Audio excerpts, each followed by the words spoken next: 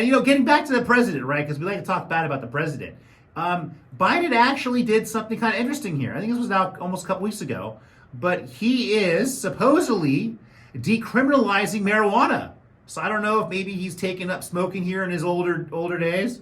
Maybe it's the cool thing. He wants to be hip, like Kamala Harris, even though she put a bunch of people in jail for smoking marijuana. But I think she had admitted to smoking it herself. So, yeah, whatever that means. I guess it's kind of like Newsom, you're kind of above the law. Politicians, that laws would apply to those people.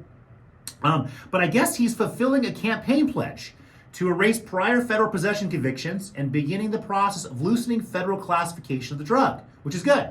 It's only it should never have been classified the way it is. It should never have been made legal. That was a bunch of propaganda in the first place.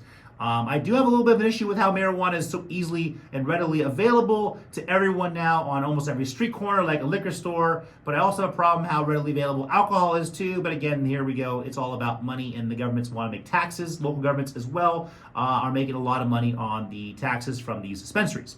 But I guess Biden in a statement said that the move reflects his position that no one should be in jail for using or possessing marijuana. I agree. There you go. Actually, one of the first times Joe Biden's saying something that makes sense. He says, too many lives have been upended because of our failed approach to marijuana.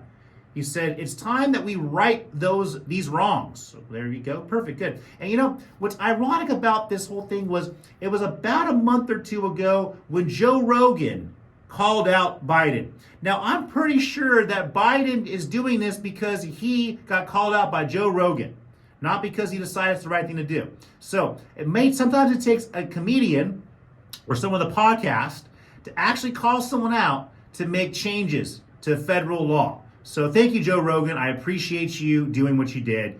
And I also appreciate Biden for listening to Joe Rogan. Good job. You know why? Because he's much better listened to than a lot of your political advisors. You might learn something from the guy too, actually.